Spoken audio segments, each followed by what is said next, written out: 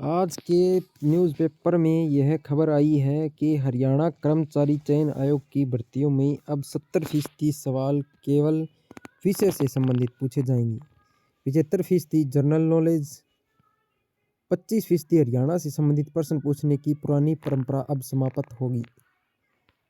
आगे देखिए, आयोग भर्तियों का कैलेंडर भी जारी करेगा ताकि इच्छुक उम्मीदवारों को एडवांस में जानकारी रहे। ग्रुप डी के लिए सीईटी फरवरी में नहीं होगा, मार्च में करवाने पर विचार। पूरी खबर पढ़ते हैं।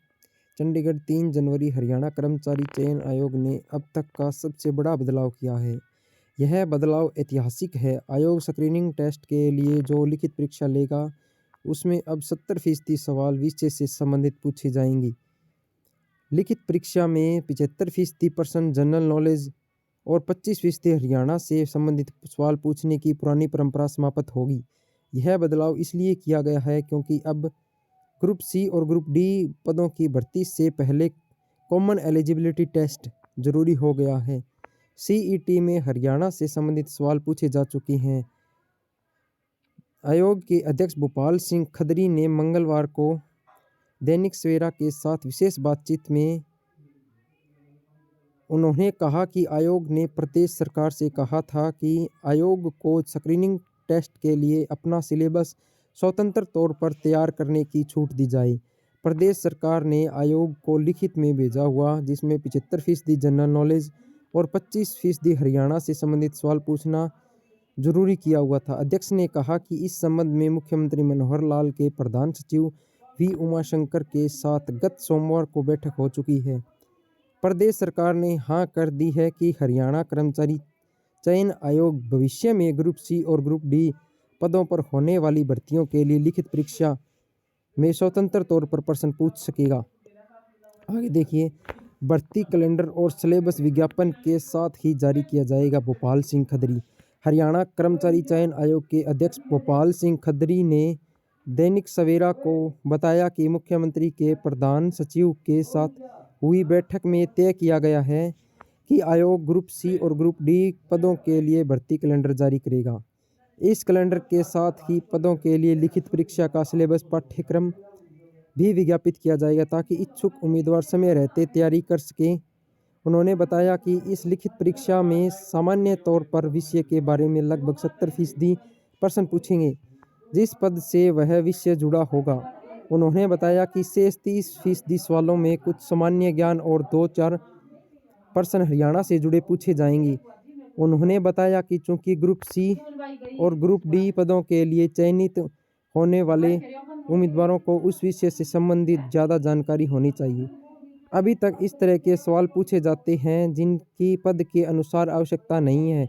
उन्होंने बताया कि दूसरा मुख्य कारण है कि सीईटी में लगभग सामान्य ज्ञान और हरियाणा से संबंधित सवाल पूछे जा चुके हैं। उन्होंने कहा कि अब जो ग्रुप सी और ग्रुप डी की भर्ती होने जा रही है उसमें लिखित परीक्षा नए सिलेबस के अनुसार की जाएगी। ग्रुप सी के 27,600 पदों की मांग आयोग के पास पहुंची। दैनिक सवेरा ने आयोग के अध्यक्ष भोपाल सिंह खदरी से पूछा कि ग्रुप सी के जो 28,000 पद वापस किए गए थे उनमें से कितने पदों का आग्रह अब आयोग के पास पहुंच गया है। अध्यक्ष ने बताया लगभग 27,600 पदों का आग्रह आयोग के पास आ गया है। दैनिक सवेरा ने पूछा कि अभी तो सीईटी का परिणाम घोषित होने में समय लगेगा, इसलिए ग्रुप सी पदों का विज्ञापन जारी करने में देरी होगी। अध्यक्ष ने कहा कि सीईटी परिणाम में सामाजिक आर्थिक मानदंड के अंक जोड़ने में थोड़ा समय लग रहा है, इसलिए रिजल्ट घोषित करने में देरी हो रही है। आयोग के 2 कर्मचारी एनटीए कार्यालय भेज दिए गए हैं ताकि सामाजिक आर्थिक मानदंड के अंक सीईटी अंकों में जोड़े जा सकें।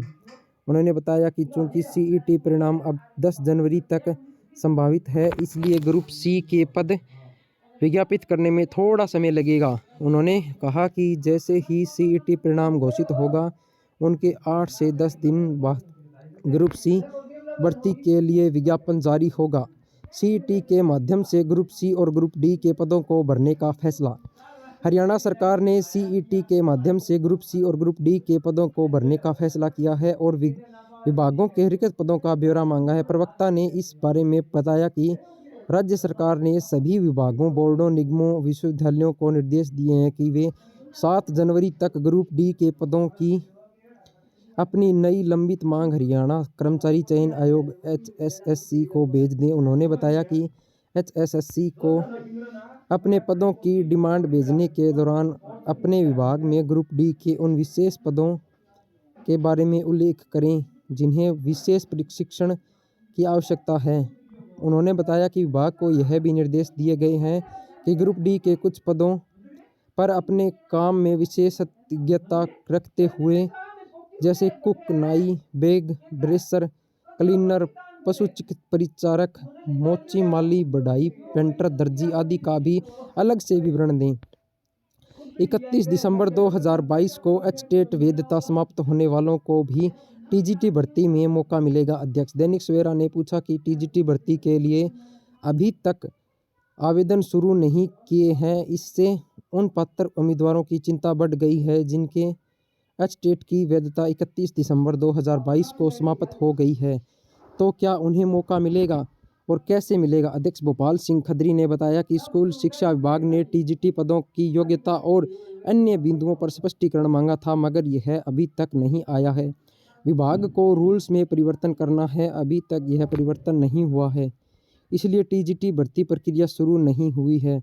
अध्यक्ष ने कहा कि चूंकि आयोग की तरफ से टीजीटी पद विज्ञापित हो चुके थे और बाद में उनके लिए आवेदन नहीं लिए, इसलिए अब दोबारा जब टीजीटी के पद विज्ञापित होंगे तो उन सभी उम्मीदवारों को आवेदन का मौका मिलेगा जो टीजीटी के लिए विज्ञापित पदों के समय योग्य थे। इसका मतलब है कि 31 दिसंबर 2022 को एचटेट की वैधता जिनकी समाप्त हो गई है वे भी टीजीटी पदों के लिए आवेदन कर सकेंगे। पुलिस सिपाही भर्ती रूल्स अभी तक नहीं आए। दैनिक सवेरा ने पूछा कि क्या पुरुष सिपाही के 5000 और महिला सिपाही के 1000 पदों के लिए भर्ती नियम पुलिस विभाग से मिल गए हैं।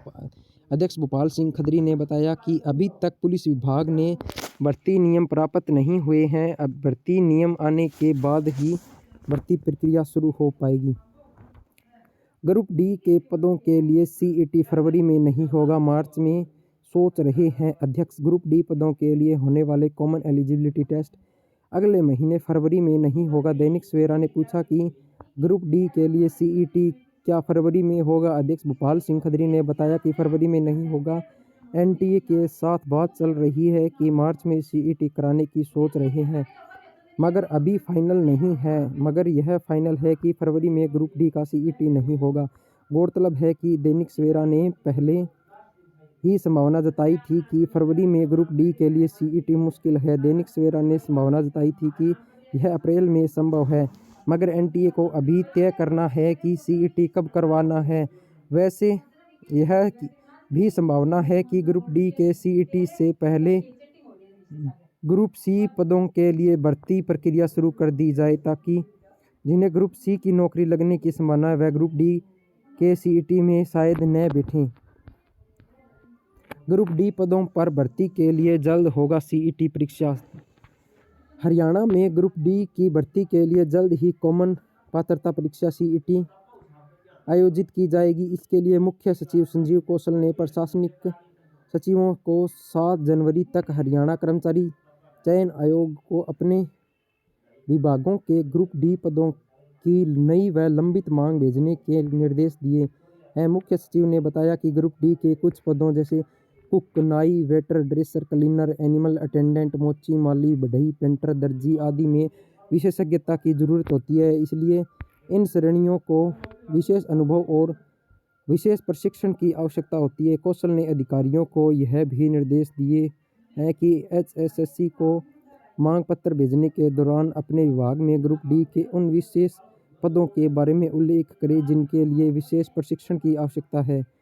उन्होंने बताया कि विभाग ग्रुप डी पदों की मांग भेजने के संबंध में किसी भी स्पष्टीकरण के लिए एचएससी के साथ संपर्क कर सकते हैं।